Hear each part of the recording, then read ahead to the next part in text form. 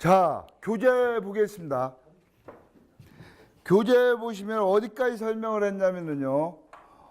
어디까지 설명을 했냐면은 저 차례표 33페이지를 보시면은 692페이지까지 설명을 다 했습니다. 예? 설명 안 했어요? 다 했어요. 동산근저당입니다. 동산근저당. 부동산 민법상 부동산의 정의는 토지 및 그 지상 정착물. 토지 및 그 지상 정착물을 뺀 것은 전부 다 유체동산. 맞습니까? 맞아요.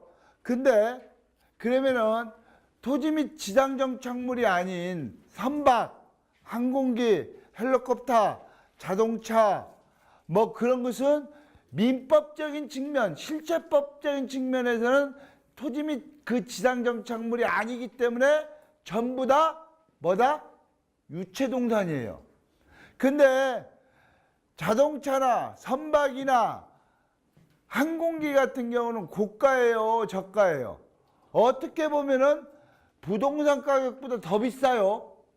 그렇기 때문에 절차법적으로 왔을 때는 유체동산임에도 불구하고 부동산의 집행 방법을 따라가요. 이해하시겠어요? 민법 실체법적인 측면은 유체동산임에도 불구하고 절차법적인 민사집행법적으로 오면은 그것은 유체동산임에도 불구하고 부동산 경매 절차에 준한다. 그 말을 하는 겁니다. 그러면 여기 이제 선박이 나와요. 선박근저당. 선박근저당 같은 경우는 여기서 선박이라는 것은 20톤 이상을 얘기하는 겁니다. 그러면 선박 중에서도 부양선 같은 게 있죠. 부양선. 예를 들어 모래 싣고 다니는 게 뭐죠? 바지선. 바지선 같은 경우는 선박의 범주에 포함이 안 된다는 그 정도 얘기하고, 또 저 남해안이나 서해안 쪽에 보면 쌕쌕이라고 있어요. 쌕쌕이. 피부에 C로 해가지고 경량식으로 해갖고 막 쌩 달리는 거 있잖아요. 그게 0.9톤짜리, 뭐 1톤짜리, 2톤짜리. 그러니까 어부 싣고 TV 뭐 한국의 고향, 한국갱 같은 거 보면 김미역 따로 다니면서 이렇게 하는 거 있잖아요. 그것은 선박의 범주가 안 들어가고 뭐가 어디에 들어가는지 내가 갑자기 잊어버렸어요. 근데 그것도 내가 정리한 자료가 있으니까 여기에서 지금 선박을 근저당은 한 조합 없죠. 그러니까 이것도 생략을 하고 나중에 사례가 발생이 되면은 저거 상의하는 걸로 하겠습니다. 그 다음에 차례표 34페이지를 보시면은 자동차 및 특정동산 근저당입니다. 자동차. 여기에서 말하는 것은 자동차. 옛날에 자동차 저당법, 건설기계 저당법이 따로 있었는데 그것을 전부 다 묶어가지고 뭘로 했냐면 자동차 등 특정 동산 저당법으로 통합을 시켰어요. 아까 공장 및 광업재 저당법에 유사한 법이 너무 많으니까 유사한 것을 전부 다 묶어놨다 이겁니다. 그러면 자동차 부분은 제가 엊그저께 그 강의를 했어요. 자동차는 부동산에 의해서 준항하지만 가장 애로사항이 뭐다? 인도명령 집행하는 방법이 너무 어렵다. 그것을 2주 안에 집행관이 차키를 뺏어가지고 여러분들이 자동차를 살려면, 낙찰을 받으려면 어떻게 해야 돼요? 그 공부만 4명으로 돌려놓으면 돼요? 키를 받아야 될 거 아니야. 그 키를 받으려면 채무자한테 그 피를 뺏어야 될 거 아니야. 그 뺏는 사람 누구예요? 채권자가 뺏어요? 집행관이 뺏는다 이거. 근데 집행관이 아침 9시부터 저녁 6시까지만 근무하니까 아침에 동작구에 있는 버스가 자동차가 사당동으로 넘어갔는가 경기도 김포로 갔는가 그거 어떻게 추적을 하냐 이거지. 그렇기 때문에 자동차 저당을 해가지고 환가하는 부분은 낙타가 바늘기 뚫는 거나 마찬가지다. 그렇기 때문에 여러분들 경매 지지 옥시나 구독 시험 보면은 부동산 경매 사건은 많아도 자동차 막 그 그랜저 5, 제네시스 이런 부분은 극히 별로 없어요. 자동차 대수에 비해서는. 그건 그러면은 여러분들이 자동차를 어디 은행에다 캐피탈에다 담보 제공했을 때 말 그대로 여러분들 자동차 집행을 안 당하고 싶으면은 아침 9시 전에 집에서 나오고 저녁 6시 이후에 집에다 주차하면은 여러분들은 집행당할 일이 없다. 내 경우를 얘기하면은 그런 부분을 해갖고 나는 집행과 20년 전, 3년 전 얘기인데 자동차를 어떻게 집행했냐면은 집행관한테 바가스 사다 주고 하면서 형님 동생을 해갖고 형님 이거 오늘 새벽 한 번 뜁시다. 그렇게 해갖고 봉투 그때 당시에 5만 원 짚어주고 해가지고 집행관을 아침 새벽부터 불러가지고 집행한 적이 있어요, 한 번. 예? 근데 그때 당시에 채무자 이름도 내가 지금도 기억해. 등치가 키는 나보다 살짝 적은데 유도를 했는 거야. 일생이 있는 거야. 이 사람이 집행관하고 나하고 싹 하니까 이 사람도 황당한 거야. 그때 소나타 2였어. 소나타 2. 황당한 거야. 집행관 키 들라고 하니까 울그락불그락하고 정신이 없더라고. 그러면서 집행관 멱살 잡더라고. 근데 주먹이 말 그대로 솥던지만 해. 요만한 거. 그거 한 대 맞으면은 집행관 아구창 나가요, 안 나가요?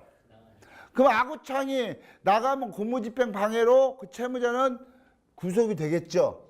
구속이 되면은 집행관 이빨이 다시 돌아와요, 안 돌아와요? 안 돌아오잖아. 그게 상황이 이상하면 집행관도 슬슬 피어댕겨. 슬슬 피어댕긴단 말이야. 뭐 민사집행법은 집행을 방해하면 국군의 원조도 받을 수 있게끔 돼 있어. 조문에. 그러면 기무대 뭐 향토사단에서 군대가 출동하나? 그건 선언적인 의미에 불과한 거지. 실제로 맞은 놈만 손해인 거야. 이빨 빠진 사람만 손해인 거야. 그러니까 집행관들도 소극적으로밖에 일을 할 수밖에 없다라는 측면. 또 농담 한마디 할까요? 동산 얘기가 나오니까 지금도 기억나는 게 25년 전 얘기인데 영농고속도로를 타고 가면은 문막이라는 데가 있어요. 근데 악덕 채무자가 하나 있었는데 문막에 대해서 그 원주지원 집행관에다 강제집행 신청서를 넣어가지고 집행관을 수원지방법원을 받아가지고 집행은 문막은 원주 관내잖아요. 원주지방법원 관내란 말이야.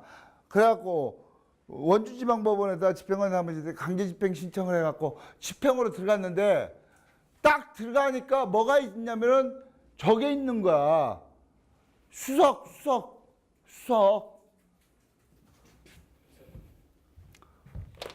수석이 뭐요? 도월 수집가야, 애호가. 이게 한 300점이 이 수석 받침되어 있어갖고 딱 봐도 막 국화 문양도 있고 막 모양이 기묘한 게 막 있는 거야. 이게 한 300점이 되더라고. 그래서 집행관이 자기는 수석을 한 번도 집행한 적이 없대. 그러니까 집행을 안 하려고 하더라고. 그걸 집행관이 일단 집행하대요. 집행을 하고 난 다음에 내가 알아볼게요. 그럴 때 집행관이 내한테 한다는 거야. 내가 그러면 압류 목록에다는 써주긴 써주는데 이걸 평가를 해야만이 취재입자까지가 잡아줄 거 아니냐. 그러니까 나는 평가하는 기관을 모르니까 채권자 니들이 한번 공신력 있는 평가 기관을 한번 내한테 중계를 한번 해봐라. 그리고 하길래 일단 집행하세요. 그러니까 압류딱지를 여기다 붙였다면 목록집에다가 파란색은 가압류, 유체등은 가압류고 빨간색이 본압류잖아. 지금은 어찐가 몰라. 나도 25년 전 얘기니까. 이거 해놨는데 그때 당시 수원에 와서 딱 하려고 하니까 아니 이 수석을 평가하는 데가 없는 거야. 그때는 휴대폰도 없었어요. 그래갖고 114로 물어봐갖고 어떻게 했더니 저 마포에 염창동 있죠. 염창동. 마포에 염창동인가요? 염리동인가요? 나 잘 모르겠네. 염리동? 염리동이라는 데 없어요? 염리동이라고 봅시다. 네. 염리동인가 염창동인가 둘 중에 하나였어요. 114에서 거기다가 전화 하나 가르쳐주더라. 그게 한국 수석, 애호가 연합회야.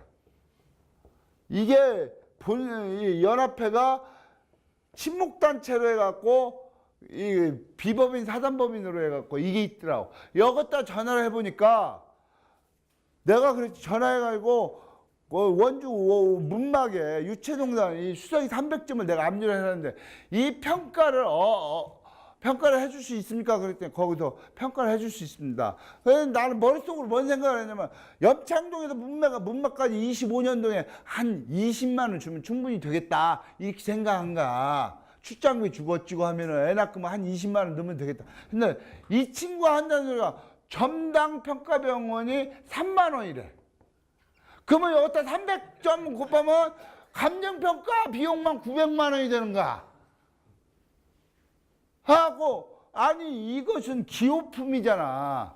선호하는 사람들만 선호하지. 어떤 사람한테는 그냥 돌멩이에 불과한 거지.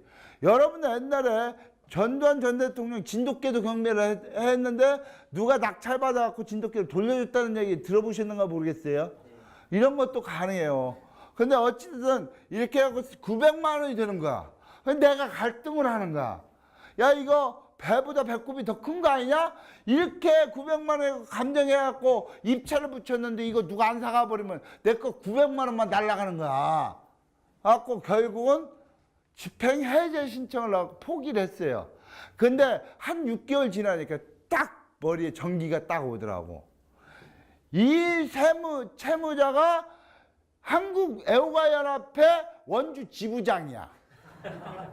그러니까 우리가 집행관하면서 압류를 붙여놓으니까 원주 지부장이 염창동에 본사한테 전화했고 이런 전화가 갈 거다. 그러니까 터무니없는 가격 불러라. 그리고 지레짐작하고 자기 자포자기 하게끔 해라. 이런 게 시나리오가 잡히는 거야. 에? 무슨 얘기인지 아시겠어요? 여담으로 제가 이 얘기 드린 거예요. 감사합니다. 여담이지만요. 어제 아침에 출근한 거는 서울 노량진시장 시청사 구청사로 인해가지고 범면에서 8시에 집행관 300명이 와가지고 집행을 한다고 하거든요. 거기서 이제 그 상인들이 뭐 유채동산도 있겠지만 거기 물고기 같은 경우 어떤가요? 물고기 같은 경우요? 물고기 같은 것도 집행하는 거지 뭐 어떻게 해요. 9시에 집행을 하신다고 했잖아요. 그것은 내가 모르긴 몰라도 그건 내가 정확히 모르는데 그 노량진시장 신청사 구청사가 구청사에 대한 소유권이 수산업협동조합 원리비 갖고 있었을 거라 갖고 신청사로 이전하고 구청사 개발 계획이 있었던 거지. 특별 수협의 특별 휴게 사업으로 있어. 근데 이 사람이 무단으로 이사를 권리도 없으면서 구 시장통에서 엉덩이에 깔고 앉아 있는 거잖아. 그러니까 명도 소송을 했을 거라고. 수협이 각기를 상대로 해갖고 그 상인들을 상대로 해갖고 시설물 철거래. 건물 명도 시설물 명도 소송을 했을 거라고. 그래갖고 명도 집행문을 받으니까 명도 집행문을 가지고 실질적으로 이제 거기가 무슨 군가요? 노량군가? 아? 본원으로 들어가요. 서울중앙지방 동작구로 들어가나요? 그게 노량진동이? 그래 서울중앙지방한테 신청하니까 뭐 거기도 이제 집행관 한 명 나오는 거지. 8시에 뭐 300명 300명은 전부 다 수협에서 애납금을 넣은 거야. 어저께 300톤 내가 옮기는 작업에서 10톤짜리 트럭 10대 들어오지 직개발 중장비 들어오고 하듯이 그건데 그 부분에서 물고기를 어떻게 집행해? 배추 같은 것도 집행할 수는 있어요. 근데 지금 유채동산에서 쉽게 변질되고 상하는 부분에 대해서는 바로 경매를 시킬 수가 있어요. 원래는 매각기를 다시 잡아갖고 해야 되는데 물고기 밥 주고 어쩌고 하려면 이 물고기 밥 주는 가격이 더 한소통도 계속 틀어놔야 될 거 아니나. 그렇기 때문에 그렇게 쉽게 변질될 수 있는 것은 그 자리에서 경매를 했을 때 헐값에 도미 한 마리 살 수도 있었겠지. 그 정도 얘기가 나 자세히 몰라요. 오늘 거기 또 경매 들어가면 우리 거기 다금바리 사러 갈까? 한번? 자동차. 그 다음에 저기 페이지 34페이지에 제9장 근저당권의 변동입니다. 근저당권 이제 여기 페이퍼에다 판사하는 것보다 이 교재로 해가지고 중요한 문제가 아니니까 근저당권 목적물의 변동. 담보를 취득하고 난 다음에 목적물이 변동이 될 수가 있어요. 지상에 있는 건물이 자연재해로 멸실될 수도 있고 고의적으로 철거할 수도 있고 그런 문제가 있겠죠. 그 자연적 재해 같은 경우나 화재로 인해서 지상 건물이 멸실됐을 때는 그 물상대위법령에 의해서 그 화재보험사를 상대로 해갖고 변형되어 있는 그것을 받아올 수가 있다는 거. 토지가 설정을 했는데 한 필지를 설정을 했는데 한 필지를 제가 못된 습관이 뭐냐면은 이걸 꼭 있는 자리에 둬야 되는데 어느 때 막 강의하다 보면 저기에 하나 있고 여기에 있고 나머지 이 흙판은 없는 경우가 있더라. 자, 토지 여기에 대해서 근저당 설정했는데 이게 분필이 되면요. 여기에 3억 9천이 설정돼 있을 때 분필이 3개로 돼 있을 때는 분필된 토지에 1억 3천씩 논하셔서 등기가 되는 게 아니라 3억 9천씩 똑같이 등기가 된다. 그러니까 우리 담보물이 분필되는 것은 별로 신경 안 써도 된다. 여기까지. 그 다음에 이쪽에다 담보를 잡았는데 이쪽은 담보가 안 잡혀 있는데 이게 하필이 되는 경우가 있겠죠. 분필이 되는 경우도 있고 하필이 되는 경우는 여기는 S은행에서 근저당하고 여기는 J은행에서 근저당했을 때는 서로 누구한테 우선권 줄란가 이거 골때리는 상황에서 발생하잖아요. 또는 여기는 근저당이 안 돼 있을 수도 있죠. 그렇기 때문에 이거 하필은 전제 조건이 뭐냐면 을구를 전부 다 말소하지 않는 한 하필 등기는 안 된다. 정리됐나요? 네. 자, 건물의 변동 제2장 토지의 변동 설명 다 드렸어요. 건물의 변동은 분할 증축. 분합은 실제로 건물이 집합 건물이 단일 건물로 가는 경우나 단일 건물이 집합 건물로 가는 경우가 있거든요. 근데 이거 단일 건물이 집합 건물로 갈 경우에는 이것을 똑같이 을구에 근저당에 맞소가 되지 않는 한 단일 건물이 집합 건물로 변동이 안 된다. 됐나요? 그 다음 증축 문제입니다. 증축이 어저께 종으로 올라가는 경우는 특별한 문제나 없는 한 옥탑박 같은 경우는 공부사항이 없는 것도 종물 및 부합물로 해가지고 경매하는데 큰 장애물이 없다고 그랬잖아요. 근데 예를 들어서 토지에 1층짜리 건물이 있었는데 여기다가 5계층으로 올렸단 말이야. 근데 이런 경우는 흔치는 않아요. 왜 그러냐면 그 건축 조례 및 주차장 미확보 건물 올라오면 주차장 확보가 되면 이 건축이 되려면은 주차장을 확보가 안 되는 한 건물이 대형 증축되는 경우는 거의 없겠지. 왜 그러냐면 도심지일수록 그 건축 조례에서 사람 상주 인구당 몇 명당 주차장 한 대 몇 대가 늘어나야 되니까 현실적으로 이런 경우는 없는데 어찌됐든 증축이 됐을 때 그 증축된 부분 그 부분은 두 가지 측면이 있다.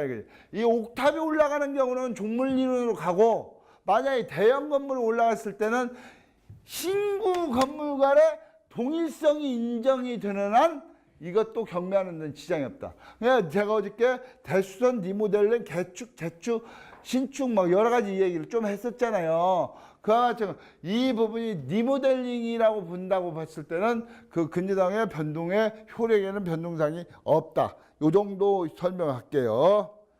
그 다음에 차례 35페이지 근저당권은 내용 변경입니다. 근저당권 내용 변경인데 그 1번을 보면 피담보 채권이 확정되어 있는 경우 확정되는 경우가 뭐라고 그랬어요? 근저당은 뿌리가 죽었다 안 죽었다? 아직 안 죽었다. 그러니까 이렇게 확정되지 아니한 근저당이 확정되어 있는 경우는 근저당권 결산기나 경매 신청했다가 취하한 경우나 이런 경우만 확정 사유가 된다고 했잖아요. 그 경우에 대해서는 그 근저당이 등기부등본에는 근저당이 됐다 하더라도 확정 사유가 있는 순간부터 뭘로 변환이 된다고 그랬어요?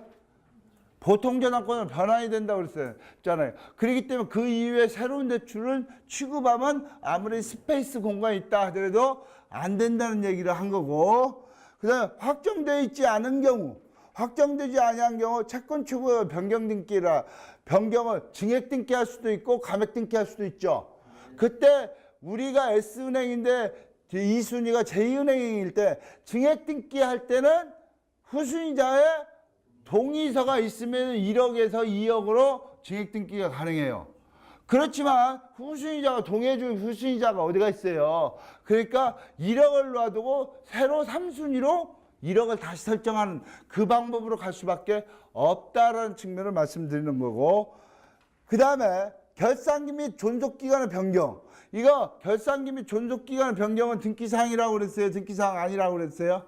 등기사항 아니라고 했잖아요. 그러면 우리가 예를 들어 자동 확정형으로 했다든가 확정형으로 했다가 장래 지정으로 바꾸고 싶으면은 그 바꾸는 날짜를 이면지에다 하나 더 받아가지고 매달 며칠자로 이렇게 나는 근저당권 결산기를 자동 확정형에서 장래 지정으로 바꿉니다 하고 그거 찍고 그것을 제3자 후순위권자가 나중에 경매 과정에서 시비 걸을 수도 있잖아요. 그 시비를 방지하기 위해서 그 의사가 되어 있는 그 양식을 갖다 확정일자를 하나 더 받아 놓으면은 그 근저당권 결산기 부분은 해소가 된다. 이때 근저당권 결산기를 변경을 할 때 후순위자의 동의서가 필요하다, 동의서가 필요하지 않다. 판례는 없어요. 판례는 없는데 어차피 근저당권 후순위자는 선순위자의 채권 추구에 이미 인식을 하고 후순위에 들어왔잖아요. 그 기간이 좀 더 늘어난다고 해서 후순위하고 채권 추구에게 증액 등기가 드는 경우는 다르게 후순위권자한테 피해가 가야 안 가요. 안 가기 때문에 이때는 후순위자 동의가 없어도 무방할 것 같다. 그 다음에 피담보 채권의 범위 변경입니다. 특정 근저당에서 한정 근저당으로 바꾼다든가 한정 근저당하고 포괄 근저당으로 바뀐다든가 이것도 어차피 후순위자는 채권 추구액으로 해갖고 10억짜리에 대해서 선순위가 3억 9천이 설정했을 때 자기 여력담보액은 6억 1천이라는 걸 이미 인식을 했을 거란 말이야. 근데 그 피담보 채권 범위를 축소한다든가 늘린다고 해서 후순위권자한테 별도의 피해가 간다고 볼 수가 없겠죠. 이해하셨나요? 그러니까 패스하도 된다는 얘기. 그 다음에 근저당권의 채무자의 변경. 아라비아 숫자 근저당권의 채무자의 변경입니다. 근저당권 채무자의 변경은 채무인수와 계약인수가 있다. 채무인수에는 면책적 채무인수, 그 다음에 중첩적 채무인수, 병존적 채무인수라고도 하죠. 그 부분은 제가 어저께 얘기했듯이 중첩적 채무인수와 면책적 채무인수의 차이점은 뭐냐? 면책적 채무인수는 구채무자는 탈퇴하고 신채무자만 채무자의 의무가 있는 거고, 그 다음에 중첩적 채무자는 신구 채무자가 똑같이 그 채무를 채권자한테 변제의 의무가 중첩적으로 있다는 얘기고, 그 다음에 채무인수와 계약인수의 차이점은 뭐냐? 채무인수는 구채무자가 가지고 있는 채무만을 넘겨받는 게 채무인수. 계약인수는 뭐냐? 구채무자가 가지고 있는 채권자하고 관계에서 가지고 있는 포지션 변동이다. 포지션 변동이기 때문에 구채무자가 설정한 3억 9천 중에서 대출 1억을 갖고 자녀채권 2억 있는 상태에서 계약인수를 받으면 2억을 다 갖고 다시 신채무자가 종전에 옛날에 구채무자가 채권자가 사이에 3억 9천을 다시 활용하고 신규 대출을 금융기관에서 해줘도 그게 담보가 된다. 그러면 계약인수나 채무인수냐 그 구별하는 게 등기부등본상의 등기 원인으로 따지는 게 아니라 그 원인 서면에 봐가지고 그 채무의 단순 변경이냐 포지션 이동이냐 그것은 그 재판을 맡고 있는 판사만이 고독한 결정을 할 수밖에 없다. 됐나요? 근저당권의 채무자 변경 다 설명드렸어요. 그 다음에 근저당권에 대한 채권자 변경입니다. 채권자 변경은 몇 가지가 있겠죠. 채권자 변경은 예를 들어서 어저께 얘기했듯이 NPL 채권 같은 경우 그 계약에 의해서 양도하는 경우란 말입니다. 계약에 의해서. 두 번째입니다. 저 대위변제란 말입니다. 대위변제. 대위변제는 뭐냐면은 대위변제가 두 가지 대위변제가 있겠죠.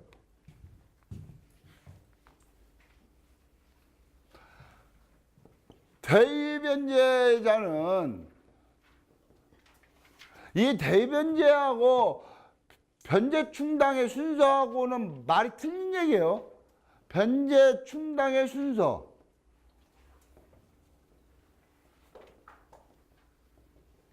변제 충당의 순서.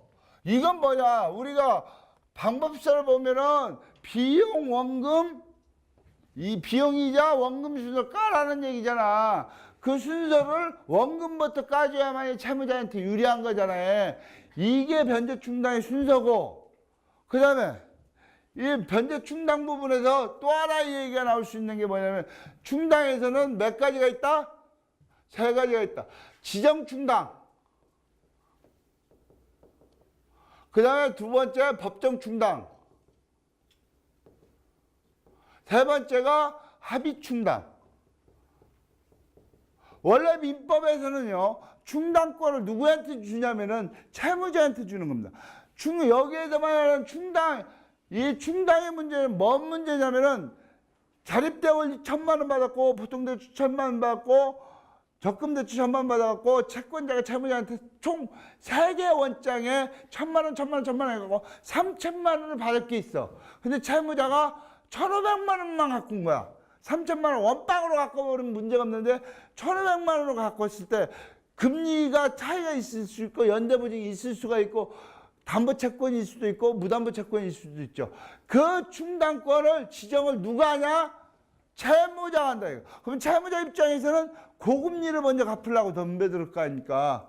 그렇잖아요. 그래서 민법에는 지정충당, 이 지정충당이라는 건 채무자가 지정할 수가 있다는 게 민법의 원래 모습이다 이거.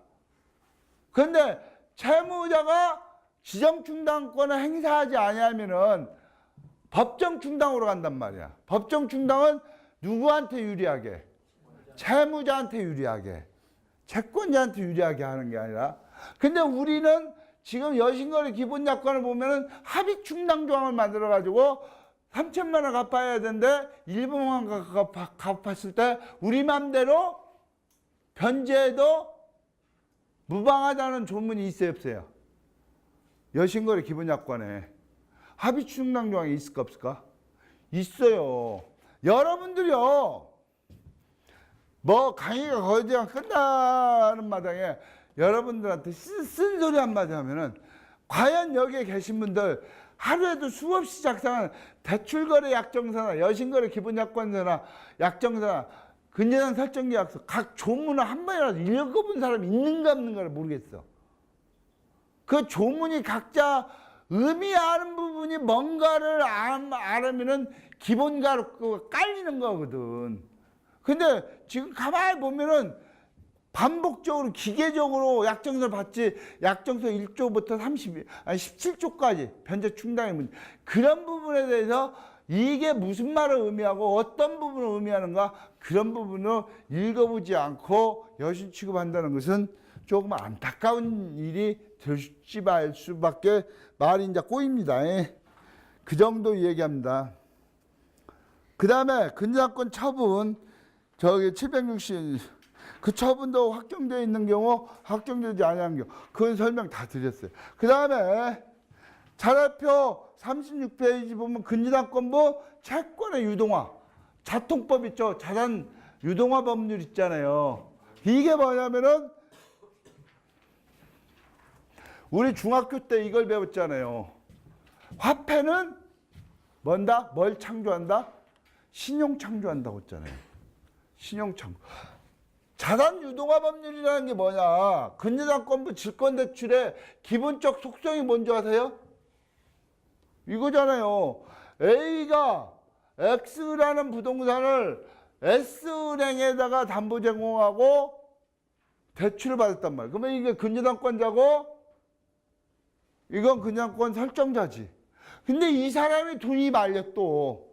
그러면 이것을 갖다가 자기가 이 사람한테 가지고 있는 근저당권을 제2은행에다가 보험에서 재보험이라는 게 있잖아요. 왜 그러냐면 화재보험에서는 대형 크루즈 어선이 한번 터져버리면 보험사가 망해버린단 말이야. 그 보험료만 해도 조 단위로 움직일 거 같잖아. 그러니까 우리가 보험업법은 내가 자세히는 모르겠으나 그 보험가액이 예를 들어 뭐 5천억 이상이다 그러면 재보험을 가입하게끔 해놨을 거란 말이야. 모르겠어요. 나 그런 게 있는가 없는가는 모르겠으나 있을 것 같아. 그러면 이 S은행이 J캐피탈에서 또 대출을 받을 때 이 근저당권자의 지위를 갖다가 여기다가 넘기면은 여기는 뭐냐면 근저당권부 질권자가 되는 거야. 그러면 돈은 여기서 빌려주고 하면은 금전이 흐름이 들수록 신용창조가 발생하는 거 아닙니까?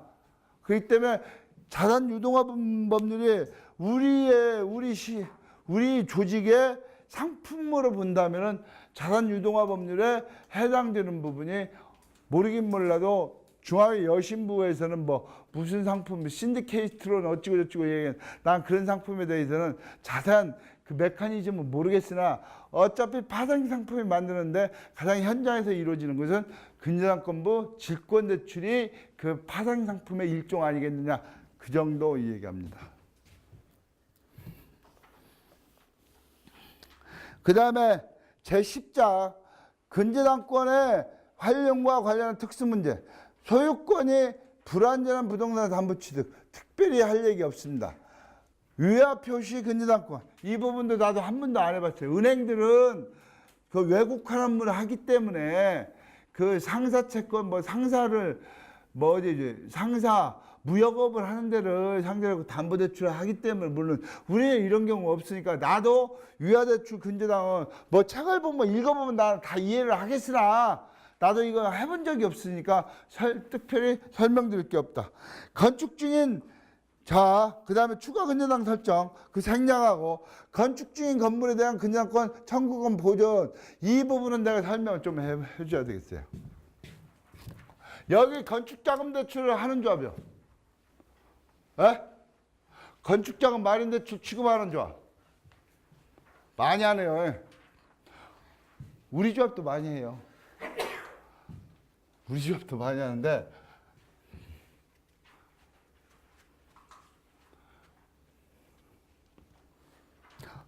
저번에요. 여러분들 꼭 이건 돌아와서 경각심을 JTB에서 한 보름 내지 20일 전에요. JTB 손석희 씨가 진행하는 것 중에 밀착 카메라가 있어요. 밀착 카메라 코너가 있어요. 그게 내가 TV로 본 게 한 3주 전에 본 것 같은데 우리나라의 국내에 지어지다 말은 100억 이상 건물이 몇 개가 있냐면 한 700개가 된대요. 700개. 그러면 여러분들 비근 서해안고속도로를 타고 가다 보면은 저기 뭐 대천해수욕장 대천 IC에서 막 고속도로 빠져갖고 이렇게 지르려고 하면은 아파트 단지를 막 지어놨다가 시커먼 아파트가 골조 20층까지 올라간 게 한 10동짜리가 20년째 그대로 있거든.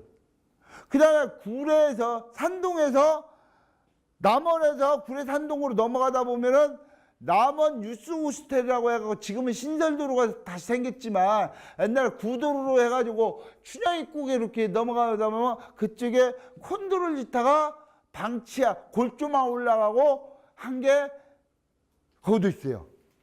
그 다음에 여기에서 강촌을 가다 보면 가평을 가다 보면 청평검문소 있죠. 안 돌아다니셔봐 왔나봐. 청평검문소가 있어요. 청평교가 막 넘어가면은 이쪽으로 가면 가평 현리로 들어가는 길이란 말이야. 풍림콘도 있는데 놀러를 다녀봤어야지. 1만 원이라고. 거기도 20년짜리 건물. 밀착 카메라에서 저기 한 게 그건데 여러분들 건축자금 마련대출의 리스크가 뭐냐면은 건물이 우리가 대출을 뽑아주면서 신축자금 추가근저당 설정계약서 쓰죠. 그 다음에 유치권 포기계약서 받죠. 그거 전부 다 법률적으로 행사할 수 있어요 없어요? 아무것도 없어요 그거. 실질적으로 그러니까 건축자금 마련대출은 실질적으로 2주에 한 번씩 현장으로 올라가가지고 돈이 건물이 제대로 올라가는 건가 그거 꼭 챙겨하셔야 되고 두 번째는 그 자금을 건축주한테 대출이 기표가 된다 하더라도 그 자금을 건축주 통장에다 넣어주지 말고 공사업자인 그 건설업자한테 돈이 넘어가게끔 해갖고 공사대금이 이 토지주에서 머물러 있지 않게끔 해갖고 건물이 올라가게끔 하고 현장 조사는 2주에 한 번씩은 필히 가봐야 되고 그 자금을 특약서를 만들어가지고 우리 조합의 채무자는 건축주잖아. 근데 건축주한테 송금시키지 말고 건축업자한테 송금시켜야 된다는 문제. 그 부분은 틀림없이 지키고 만약에 그러면은 여러분들 이렇게 생각하세요. 우리보다 채권 관리를 전부 다 더 잘한다는 은행권들이 왜 대면 콘도 앞에 대면 콘도라네. 대천에 있는 그 콘도나 이런 그 JTBC 밀착 카메라에 나온 그런 것은 한 지역 담보물마다 은행은 500억씩 대출해 줬겠어요? 못 해줬겠어요? 에? 500억씩 대출 안 했을까? 다 했어. 근데 왜 그 500억을 그 은행들은 전부 다 대손 처리했을까 안 했을까? 다 했어. 왜 건축자금 대출은 제2은행, S은행, K은행, W은행은 지금 건축자금 대출 해요 안 해요? 안 해요. 왜 안 할까요? 아픈 만큼 성숙해지니까. 70년대, 80년대 건축붐이 생겼을 때 그런데도 몇 천억, 몇백억씩 한 사업장마다 500억, 1000억씩 전부 다 대손 처리한대야. 다 은행들이 지금. 그러니까 이 은행들이 전부 다 대손 처리하기 때문에 야, 이 건축자금 대출은 리스크가 뒤지게 많다. 무슨 얘기인지 아시겠어요? 그러면 현재 민법상에서는 건물이 지어지다가 설계도면상에 10층짜리를 짓는데 예를 들다가 지타가 말해진 건물을 A가 토지주야. 토지를 갑금융기관에다가 담보 제공하고 이 건물은 지어지면은 추가적으로 신축 건물 추가 근저당 설정 약정서를 꾸미는단 말이야. 그 다음에 유치권 포기각서를 이 사람한테 받아요. 건축업자인 A-한테 받아요. A-를 받는데 이 사람 유치권 포기각서하고 이 사람의 건축적 변경을 임의적으로 해버리면은 여기는 금융기관 엿대예요, 안 돼요? 에? 엿대잖아. 아니 공사업자를 바꾼단 말이야, B로. 그러면 여기 엿대지. 이런 경우.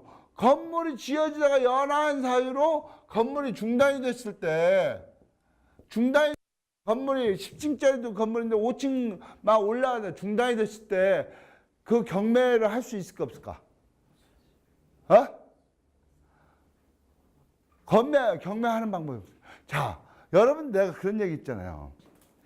부동산은 민법에서는 부동산과 유체동산을 구분시켜놓고 민사집행법은 유체동산 집행방법하고 부동산 집행방법하고 있단 말이에요. 건물을 짓다가 중단된 건물은 부동산이니까 유체동산이니까?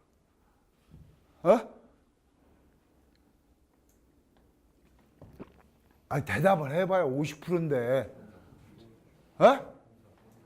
부동산이 되려면은 지금 여러분들 무허가 건물, 건축 중단된 건물, 불법 건물, 미대장 건물, 뭐 여러 가지 내용이 있잖아. 근데 건축 중인 건물, 10층짜리 설계됐는데 5층까지 지어지다가 공사가 중단된 게 이게 밀착 카메라에서 나온 사례란 말이야. 건물이 전부 다 지어질 때는 총 공사비의 공정률이 골조가 다 올라갔을 때 대개 55% 내지 60%를 보거든요. 그러면 이렇게 10층짜리를 중간에서 올라가다 중단된 경우는 기성률이 한 20-30%가 된단 말이야. 이것은 현행법상 경매하는 방법이 있다 없다. 있으면 K은행이 500억 손해봤겠나? W은행이 지금 날고긴다는 은행들이 지금 700억 손해보고 있겠냐고. 이런 지어지다가 중단된 건물은 아수라백작이란 말이야. 아수라백작이 뭐요? 아수라백작이 뭐야? 아수라백작 마징가 제트 아시는 분? 마징가 제트에서 아수라백작이 나온단 말이야. 마징가 제트 안 보셨죠? 나 어릴 적에 그거 많이 봤거든. 인조인간 마징가 로버트 그 노래 있잖아요. 그 아수라 백군이라는 아수라 백작의 모양이 어떻게 됐냐면 이렇게 됐다. 절반은 여자, 절반은 남자야. 그 만화 영화에서. 그러면 그건 남자도 아니고 여자도 아니지. 인어공주가 뭐야? 반인반어. 절반은 반인, 절반은 인간이고 절반은 물고기라는 얘기야. 물고기도 아니고 사람도 아니고. 그리스 신화에 뭐가 나와요? 반인반수. 앞대가는 사람이고 뒷대가는 말이잖아. 말. 그리스 신화에 그거 나오잖아. 그걸 갖다가 우리가 반인반수라고 하잖아. 짐승 숫자를 써가지고 절반은 인간이고 절반은 짐승 숫자 써 짐승이다라는 얘기지. 이런 경우 지어지다 마른 건물은 아수라백작이요 반인반어요 반인반수다. 그러니까 유체동산 집행방법으로도 안 되고 부동산 집행방 이 사각지대가 있는 거야. 이것은 변호사 할아버지를 내려놔도 이걸 해결할 수가 없는 영역이다 이거. 대신 민사집행법 단서는 하나 있어요. 민사집행법에서 81조에 지어질 수 있는 부분이 그 보존 등기를 가압류나 경매를 하기 위해서 대의보존 등기는 아니지. 등기건 직권 등기지. 민사 근거조항은 내가 근거조항만 불러드릴게요. 근거조항은 민사집행법 81조 부동산 등기법 66조를 가지고 링크를 시키면 돼요. 그건데 지어지다 마는 법에 골조가 다 올라갔을 때 기성률이 얼마라고 써요? 55%에서 60%죠.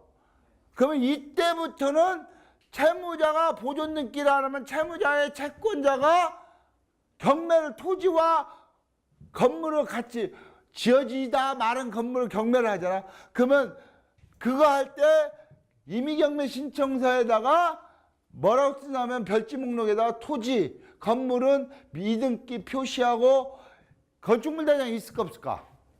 없잖아.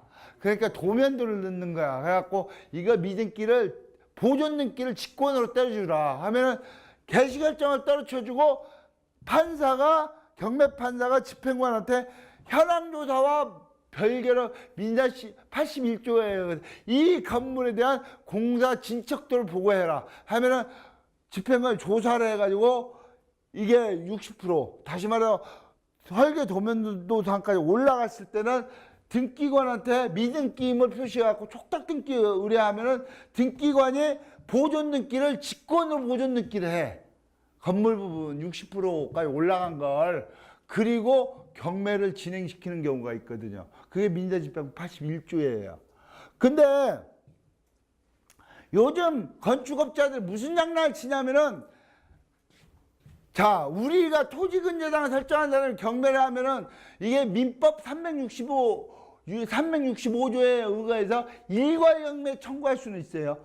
설정은 이쪽만 돼 있고 이쪽은 아직 설정이 안 됐지. 그렇지만 토지 건물 같이 경매할 수는 있어요. 그렇지만 우선 변제력은 토지 부분만 있지 이거는 우선 변제권이 없는 거지.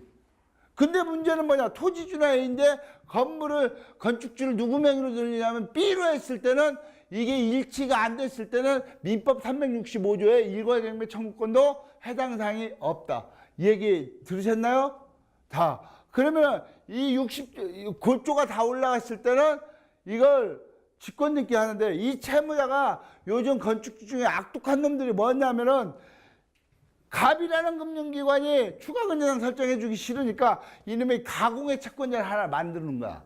여기다 B를 만드는 거지. B를 만들어 갖고 둘이 차용금융사 하나 쓰고 이 사람이 가압류 신청을 넣어. 여기서 임의경매 신청하더니 가압류 신청하면 가압류 결정을 해주면서 이걸 등기관이 뭐 하냐면 보존 등기를 신청에 의한 보존 등기가 아니라 직권 보존 등기를 떠치면서 갑구에 먼저 이 가공 채권자의 가압류가 먼저 들어와.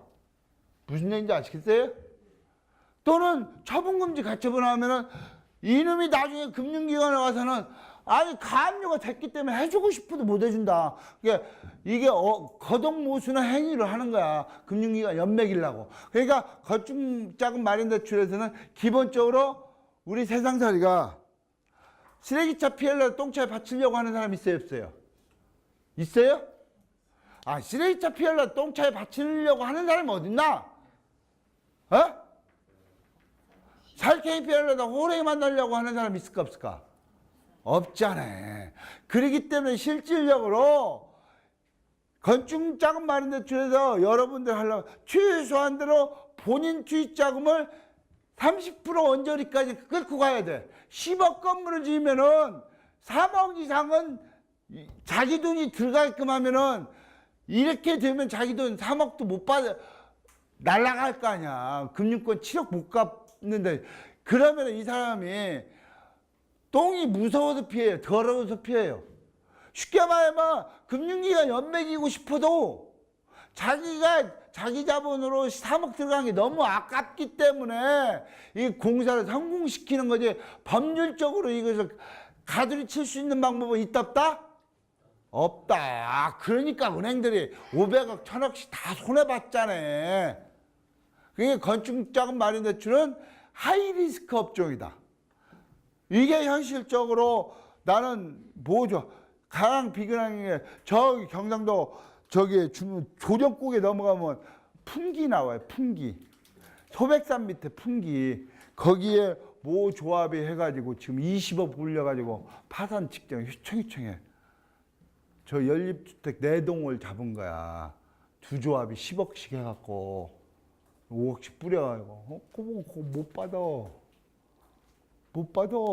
내가 그건 나라고 받아준다? 못 받는다 나도. 자, 그 부분이 지금 여기에 설명되고 있다. 예? 그 다음에 제11장.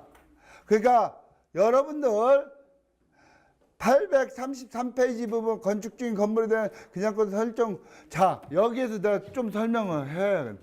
자, 이 얘기를 해줘야 되겠다.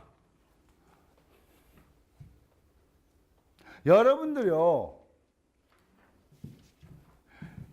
기본인데 민법 186조하고 민법 187조가 어떻게 틀린가를 아셔야 돼요. 이 민법 180, 아주 이 물권법에서는 186조와 187조가 아주 중요한 문제거든요.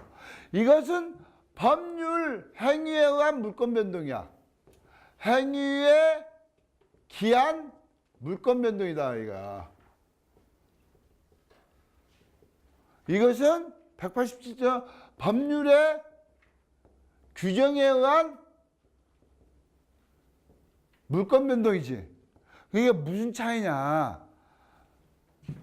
예를 들어서 A라는 사람이 B라는 사람하고 A라는 부동산을 갖다가 1억에 계약을 했어요. 매매 계약을.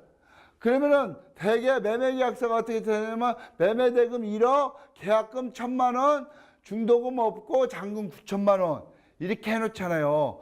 그 다음에 매도인의 규책 사유로 계약이 성사가 안 되면은 백변상 보증금 1000만 원 거 돌려주고 생돈 1000만 원 준다. 그 다음에 매수인이 계약을 끝까지 안 끌고 가면은 보증금 넣은 것을 몰수당해도 시비 안 건다. 그렇게 써놓잖아. 근데 C라는 사람이 이렇게 얘기한단 말이야.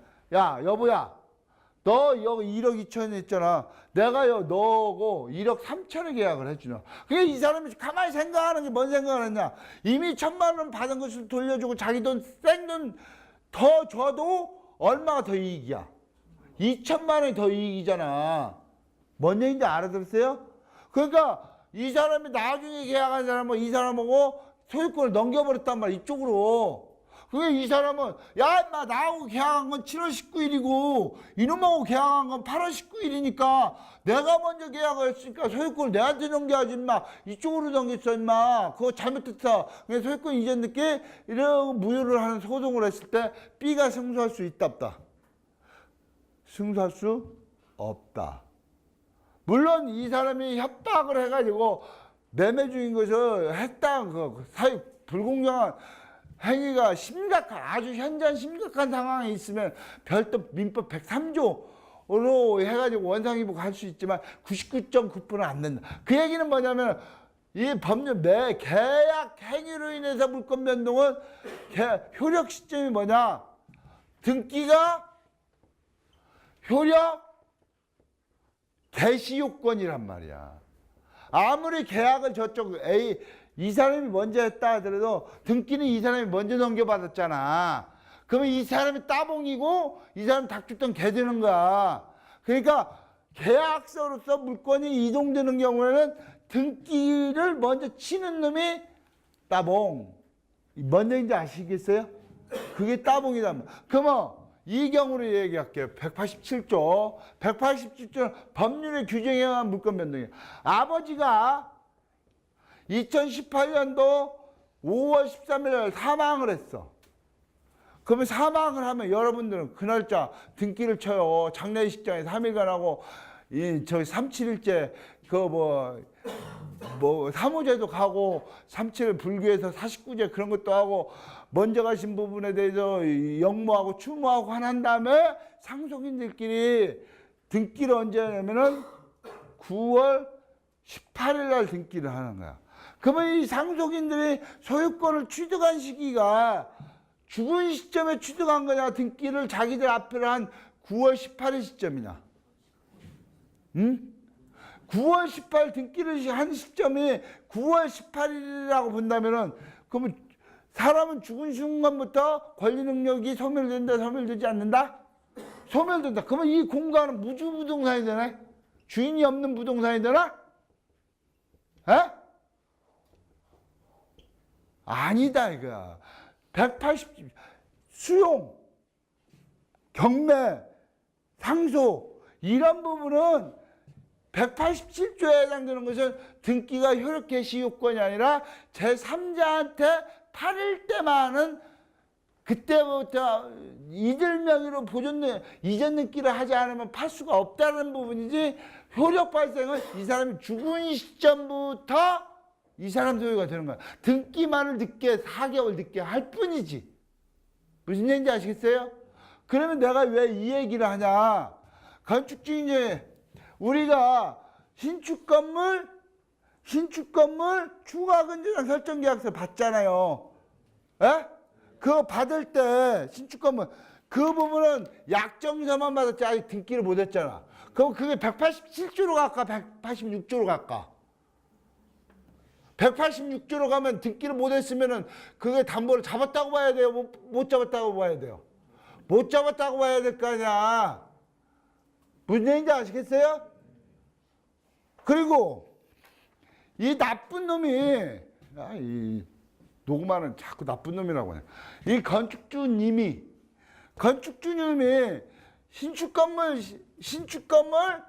추가근저당 설정할 때는 여기다가 A 도장을 찍었어. 그러면 건물이 제 5층짜리 건물 지을 때 되게 4개월 내지 5개월 걸리지. 그때 도장을 B 도장으로 인감 도장을 변경을 해. 그러면 이게 보존 등기를 하고 추가근저당 하려면은 법무사를 통해서 저게 들어가야 될 거 아니야. 그때는 신청서에다가 등기 의무자에다가 도장을 또 찍어줘야지. 근데 도장 안 찍어주면 손모가지 끌고 와서 도장 찍게끔 할 수가 없지. 무슨 얘기인지 아시겠어요? 그 부분. 이것을 인감도장을 이것을 인용을 하려고 하다 보니까 이때 시점에서는 도장이 베낀 거잖아. 그럼 등기가 이 채무자가 화장실 들어갈 때하고 화장실 나가기가 틀려가지고 협력을 안 해주면은 추가근저당 설정이 들어간다 못 들어간다? 아무 추가근저당 설정계약서를 받아놨어도 그 다음을 이행을 시킬 수 있는 방법이 없다라는 얘기입니다. 또 하나, 추가근저당 설정 계약서를 쓸 때 목적물 표시가 공란으로 돼 있어요? 채워져 있어요? 공란으로 돼 있지. 왜? 앞으로 4개월 뒤에 건물이 지어질 거니까 그게 경량지 판넬로 지어질 것이냐 철근 콘크리트 지어질 것이냐 그걸 모르잖아. 그게 나와야만이 건축 허가자가 떨어지고 어쩌고 저쩌고 해야만 건축물 대장이 생겨야만이 보존 등기에 떨어질 때 구조 면적 재질이 들어갈 거 아니나. 이 공란이 있을 때 신축 건물 추가근저당 설정 계약서가 계약서로서 구비사항이 있을까 없을까? 여러분들 병원에 가면 의사가 제일 먼저 뭐라고 그래요? 어디 아파서. 그리고 여러분들 과일가 갖고 여러분들 제일 먼저 뭐라고 그래요? 과일 주세요. 그러면 과일가게 주인이 뭐라고 그래요? 무슨 과일 드릴까요? 매매 계약이 됐든 설정 계약이 됐든 그 목적물이 특정이 안 되는 것은 무효야. 근데 신축 건물 추가 근저당 설정 계약서는 이 목록을 잡아 넣을 수가 없는 거야. 미래의 문제니까. 그러니까 이 계약서는 무효다 이거지. 나중에 보충을 건축주가 해주지 않는 한 이건 무효야. 그럼 영원히 채권자가 채무자한테 끌려다니는 거야. 이해하시겠어요? 그렇다고 해서 나중에 건물 짓고 여기에 우리 금융기관 종사자가 여기다 딱 뭐라고 썼단 말이야. 그럼 나같이 법을 많이 아는 사람은 금융기관 종사자를 뭘로 집어넣는다? 사문서 위조 및 동행사죄로 집어넣는단 말이야. 그러면서 지금까지 이자 다 깎아주면 내가 고발 안 해주지. 떡 주면 안 잡아먹지. 그렇게 나올 수가 있단 말이야. 무슨 얘기인지 아시겠어요? 여기까지 이 정도.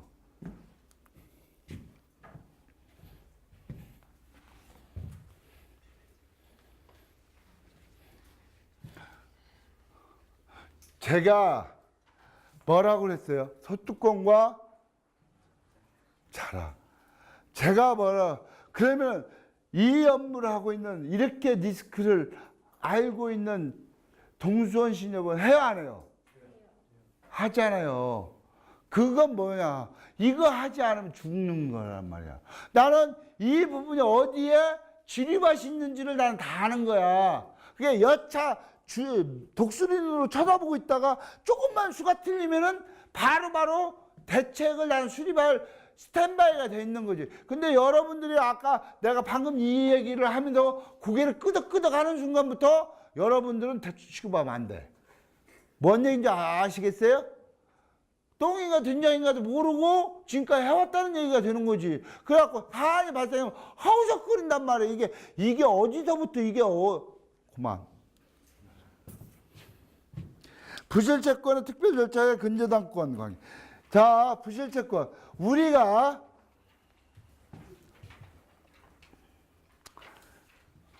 이것만 하면은 다 끝나가요. 873페이지까지. 정리를 해드릴게요.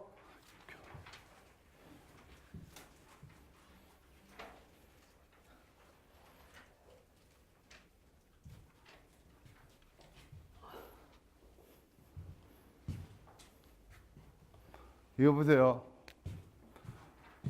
A가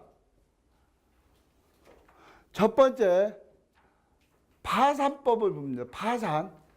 두 번째가 희생. 세 번째가 개인희생. 이걸 굳이 얘기하면은 여기는 법인희생을 얘기하는 거예요. 자, 파산. A가 X라는 부동산을 S은행에다 담보 제공을 한 상태에서 담보 제공을 X부동산 한 거야. 그 상태에서 A가 파산해. A가 파산 신청을 한단 말이야. 그래갖고 파산 인가 결정이 됐어. 그때 S은행은 X부동산에 대해서 임의 경매를 진행할 수 있느냐 없느냐. 그게 가장 여러분들 궁금한 사항이잖아. 그 부분에서 이 파산법에서 세 가지 권리가 있어요. 환취권, 별채권, 부인권. 이 세 가지가 있거든요. 쉽게 말해 이건 별채권, 별채라는 게 별당아씨가 뭐야? 별채라는 개념이잖아. 안방하고 출입문이 같아 틀려. 쉽게 말해 별채권이라는 것은 파산이 되면은 이 A의 재산이 현금도 있을 것이고 유체동산도 있을 것이고 금전채권도 있을 거고 쭉 있을 거라.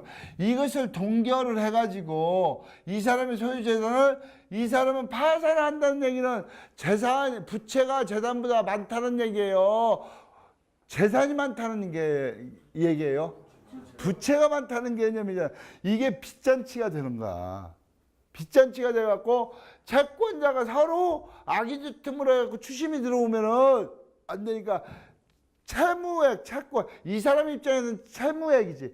그걸 동결을 시켜가지고 파산 절차로 돌려가면서 균등하게 돈을 주겠다는 게 파산이란 말이야.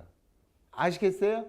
그 파산이 되기 전에 이전의 사유로 이 S은행은 여기다가 어떤 부동산에 대해서 근저당을 설정했잖아.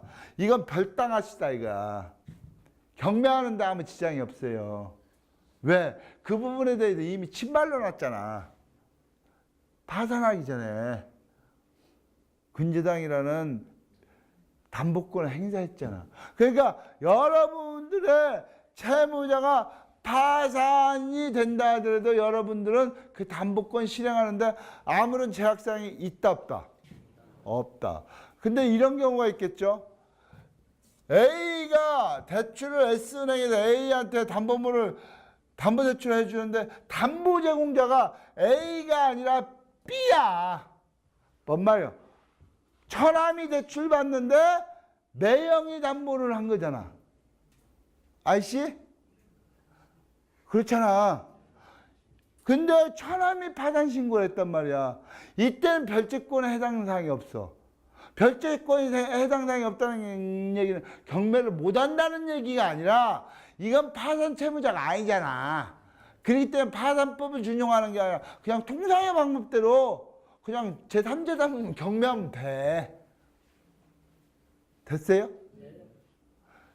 별채권이라는 건 파산 채무자 재산이 있을 때 별채권이라는 용어가 나오지 제3자 담보물에 들어갔을 때는 별채권을 논할 필요가 있다 없다? 필요가 없다. 그러면 이 S는 제3자 담보물이 들어왔을 때 이 부분에 대해서 담보권을 갖고 있잖아. 그럼에도 여기는 3억 9천 설정하고 3억을 대출해 줬는데 이 사람은 채권 신고를 3억을 다 할 수 있어요. 그러면 이 사람은 나중에 여기서 경매해갖고 여기서도 배당받고요. 파산 재단으로부터 안분 배당도 받는다? 이중으로 받는다?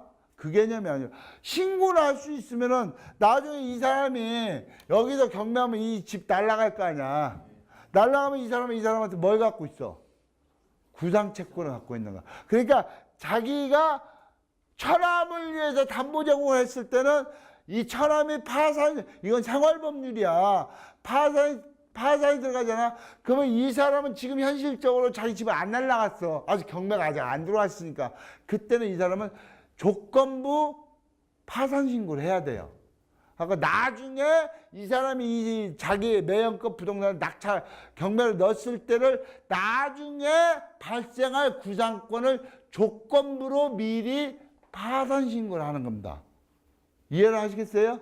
그래야지 이것을 이 사람이 놓치면은 파산표가 확정이 되면은 그 다음부터 이 사람이 못 들어온단 말이야. 근데 파산이 확정이 될 때까지 경매가 안 되고 있을 때는 이 사람은 신고를 안 해버리면은 날라가고 난 다음에 파산 신고하려면 파산표가 이미 확정이 돼버리면 이 파산 채권 신고를 못 하잖아.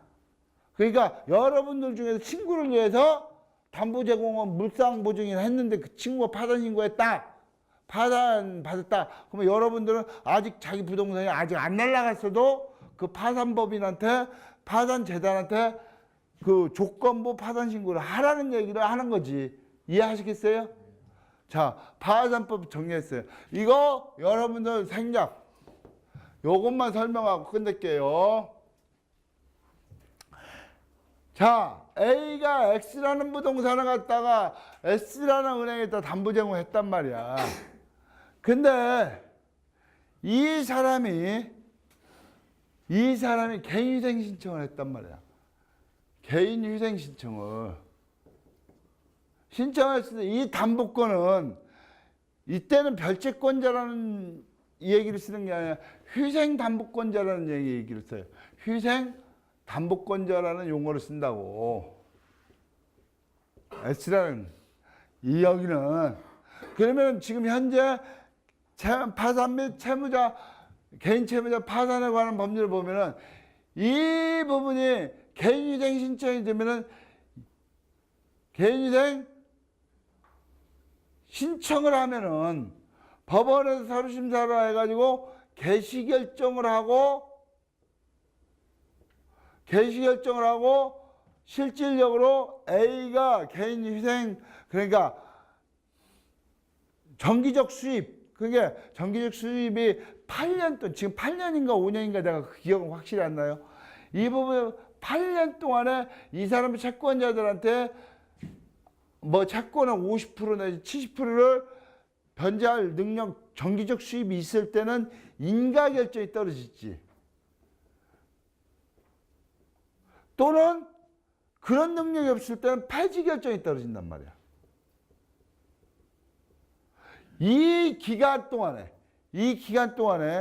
이 근저당권자는 경매를 진행할 수가 없어요. 근데 인가 결정이 떨어지든 폐지 결정이 떨어지든 그 이후에는 경매하는 데는 지장이 없어요. 이해하시겠어요? 근데 개시 결정이 떨어졌을 때도 직권이 됐던 이해관계, 이 사람의 신청에 의해서 법원에서는 경매 중지 결정을 떨어뜨릴 수 있는데 창이 있으면 뭐가 있다? 방패 있지.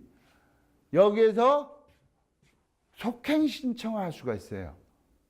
그때는 뭐냐? 일정한 담보를 넣어야 돼. 보증공탁을, 쉽게 말해 보증증권을 끊어놓고 이걸 속행시킬 수가 있다고. 그러니까 여러분들은 개인위생에서 판사의 직권으로서 경매를 중지시킨다든가 했을 때 여러분들은 사안별로 케이스를 분석을 했고 속행 신청을 넣을 수 있다 없다? 있다. 그게 완전 봉쇄된 건 아니다. 정리됐나요? 요 정도. 질문 받겠습니다. 다 저는 할 얘기 해가지고 지금 교재 기업 구조조정 촉진법은 나도 잘 몰라요. 이건 나도 잘 모르고 해가지고 교재 873페이지까지 저는 다 했거든요. 질문 받고 질문이 없으면은 저의 강의는 끝내는 걸로 하겠습니다. 아무런 질문도 가능합니다. 제가 알 수 있는, 답변할 수 있는 한도 내에서 한번 답변할게요. 예. 가처분이 행정기관에서 하는 거는 무료인데요. 네. 그 행정기관에서 하는 가처분은 무료인데 그로 인해서 저기 그 부분이 잘못됐을 경우에 그 가처분의 효력이 그 뒤에도 미치질 않나요? 그렇게 쉽게 말하면 그 질문에 나는 이렇게 질문의 의도는 내가 정확히 모르는데 예를 들어 수원시에 예를 들어서 저희 그 건축자금 대출을 할 때 그 건축 허가서하고 허가 사항에다가 처분금지 가처분을 신청을 했어요. 그러면 행정기관에 했기 때문에 그 가처분은 무효 판정이 날 겁니다. 근데 이게 건축을 하다가 중간에 그 만약 건축주가 이제 도산이 됐을 경우에 그 가처분을 가지고 그 사람이 이제 뭐 건축을 좀 계속 진행하기 위해서 뭐 사채를 쓸건 아니면 다른 기관에다가 뭐 돈을 빌리건 해가지고 했을 때 만약 사채를 썼을 때 그 사채업자가 채권자 대위 등기를 신청을 할 경우에는 채권자 대위 등기가 되면서 등기가 촉탁을 되면서 그 사채업자가 건물에 대해서 선순위로 올랐을 거 아니에요. 아, 그 부분을 막기 위해서 그 행정기관에다가 가처분을 신청을 하면 했던 기록이 따르면 그 기록이 그 효력까지 미칠 수 있는 전혀 안 믿습니다. 네. 왜 그러냐면은 자 이게 그 말인 것 같아. 토지 X가 A 소유인데 여기가 수원시청이 있단 말이야.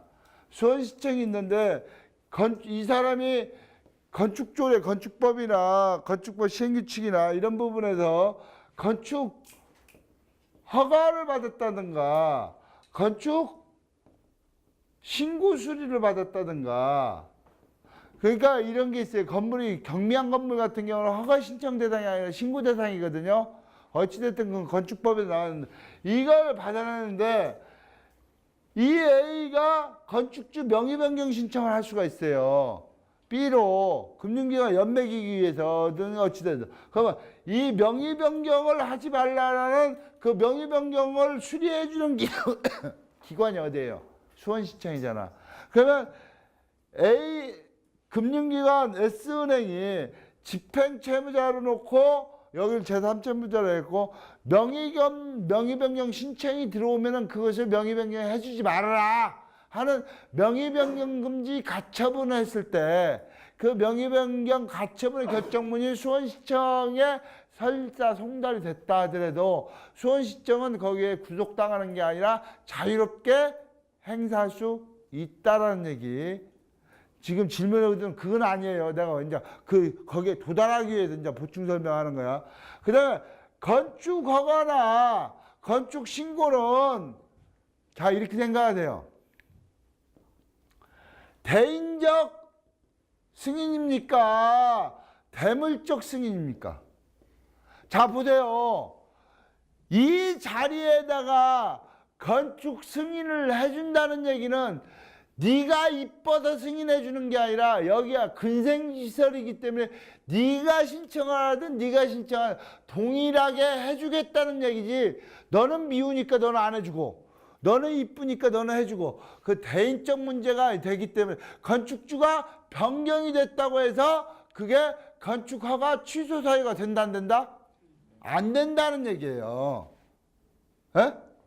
그건 네가 이쁘니까 너만 건축 허가를 해준 게 아니라 사람이 베끼든 어찌든 그건 수원시청에서 따지지를 않겠다는 얘기지. 그러면 지금 말씀하시는 부분이 뭐냐면은 이 돈이 S은행에서 돈이 하다가 보니까 공사가 중단이 됐어. 그러니까 건축주 명의변경 신청 가처분을 했다는 거죠. 근데 이 사람이 급전을 사채업자인 M을 데려와 가지고 공사를 진행시켰단 말이야. 그 건물이 아까 민사집행 81조에 의거해서 기성권 60%가 됐을 때 이 부분이 돈을 밀어주다가 골조가 다 올라가고 기성률 60%까지 다 됐을 때 처분금지 가처분을 신청하는 거야. 그래서 처분금지 가처분을 신청하니까 부동산등기법 66조 민사집행법 81조에 의해서 미등기 건물의 처분금지 가처분 등기를 올리는 거야. 올리려고 보니까 등기관에 딱 열람해 보니까 건물 등기부등본이 있어 없어? 없잖아. 그게 민사집행법 81조에 직권 보존 등기를 하면서 제일 먼저 갑구의 1번 타자로 M사채업자의 처분금지 가처분을 해놓는단 말이야. 그러면 우리는 후치담보를 잡기로 아까 약속을 해냈잖아. 근데 처분금지 가처분이 먼저 들어오고 난 다음에 이 A가 S은행에서 추가 담보를 해준다 한들 이미 처분금지 가처분이 갑구에 등재가 된 상태에서 추가가 건물에 근저당 설정됐어도 그 근저당은 처분금지 금지 대상에 효력을 대항할 수가 없다는 결론이 나오고 아까 결론을 이야기했듯이 이 처분금지 가처분을 받았다 하더라도 이걸 저지시킬 수 있는 방법은 현행법상 전혀 없다. 됐습니까? 네, 또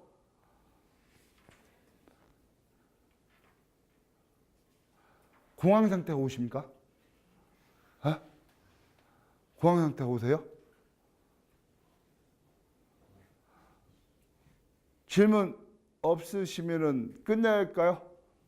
네, 여하튼 짧은 시간 정신없이 달려왔고 여러분들도 연 3일 동안 뭐 어찌됐든 900페이지짜리 교재를 가지고 하느라고 여러분들 또 허리가 아팠을 건데 어찌 보면은 교재를 제가 가장 갈무리 해가지고 교재 중심이 아니라 사례 중심이 했기 때문에 여러분들은 개인적으로 제가 자만하지는 않겠지만 여러분들은 강사 잘 만난 거야.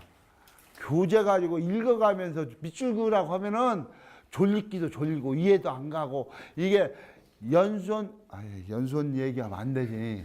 이 강의가 잘못되면은 배운 거하고 현장하고 잔회하고 운회하고 따로 놀아. 그리고 실무는 실무고 배운 것은 배우고 이게 따로 노는데 그만합시다. 어찌됐든 이렇게 했는데 이것은 우리 뒤에서 기자분이 좀 지금 녹화를 다 했으니까 제가 당초에 여러분들한테 약속 아닌 약속을 드렸듯이 전부 다 꾸어가지고 2시간용으로 제가 너무 기르면 안 될 것 같아요. 저는 기술적인 건 전혀 모르고 2시간씩 딱딱 내가 일부러 끊어서 강의를 했기 때문에 그것을 뭐 근저당권 이론과 실무 해갖고 1, 2, 3, 4, 5, 6 이렇게 해가지고 2시간씩 딱딱 묶어가지고 저기 유튜브에다 올리면 그게 뭐 저희들 동선 신협의 역할은 다 끝난 거 아닌가 그 생각이 들고 여하튼 수고하셨습니다. 고맙습니다.